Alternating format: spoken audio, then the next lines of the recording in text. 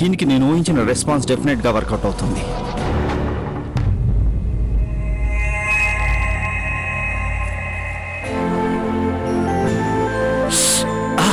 ఇంకా నా మీద కోపం పోలేదా? నీ కోపాన్ని నేను అర్థం చేసుకోగలను అభి. నీ కోపాన్ని నా మీద చూపిస్తే నేను బాధపడతానని నీకు తెలీదు? నీ కోపం పోవాలంటే నేనేం చేయాలో చెప్పు చెప్పు. నీకోసం నేనేం చేయమన్నా చేస్తానని నీకు తెలీదు? పోనీ నీకు నేను జూనియర్ అభిని గిఫ్ట్గా ఇస్తే నీ కోపం పోతుంది కదూ? జూనియర్ అమృతనిస్తానన్నా నాకు అభ్యంతరం లేదు. జూనియర్ అమృత కావాలన్నా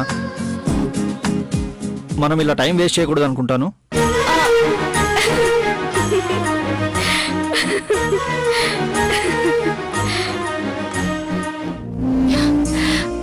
చీర గాజులు బాగున్నాయా అండి? ఇప్పుడు నేనెలా ఉన్నాను?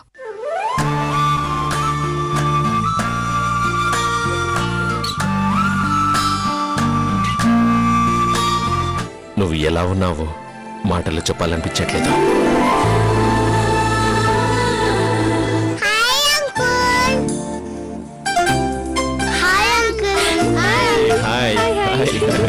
ఎక్కడికి వెళ్తున్నారా?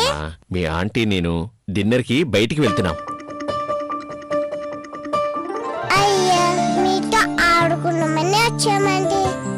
ఓ ఏం పర్వాలేదు, ఇక్కడే ఆడుకోండి. ఇలా వచ్చేయండి.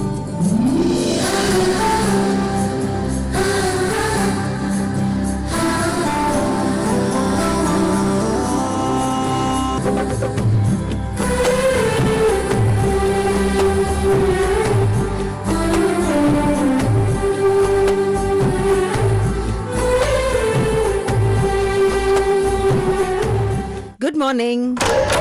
గుడ్ మార్నింగ్ పిన్ని. ఏమిటి వాళ్ళ ఉదయాన్నే నిద్రలేచావు? అభికి కాఫీ ఇద్దామని.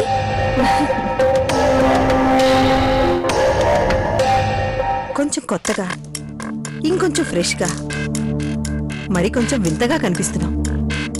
Anything special? సంథింగ్ సంథింగ్ అన్నమాట.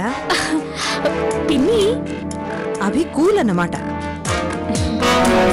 ఇలా సిగ్గుపడ్డం కాదు, సంవత్సరం తిరిగేసరికల్లా చంటి పాపని నా చేతిలో ఉంచాలి. అర్థమైందా? పిన్ని సరే సరే, అభికి కాఫీ తయారు చేయి, లేకపోతే కోపం వస్తుంది. నువ్వు మళ్ళీ కూల్ చేయాల్సి వస్తుంది. ఊరుకో పిన్ని నువ్వు.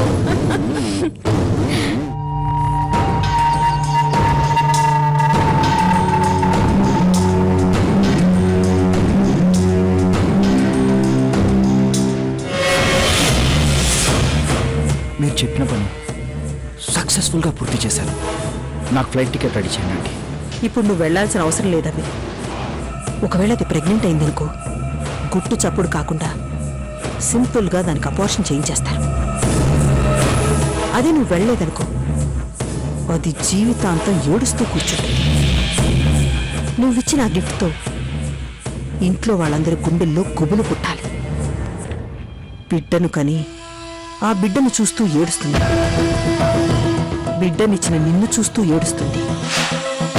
ఆ బిడ్డకు తండ్రెవరో చెప్పుకోలేక ఏడుస్తూ ఉంటుంది. అంతేగా? ఈ ప్రదేశాలన్నీ చాలా అందంగా ఉన్నాయండి. వాటన్నింటికంటే నాకు నువ్వే అందంగా కనిపిస్తున్నావు సావిత్రి. నీకు పాటలొచ్చా? మా ఊళ్ళో ఉన్నప్పుడు ఏవో వచ్చి రాని కూలి రాగాలు తీసేదాన్ని. అలాగా, సరే అయితే పాట పాడు. మీ సంతోషం కోసం నాకొచ్చినా రాకపోయినా పాడతాను.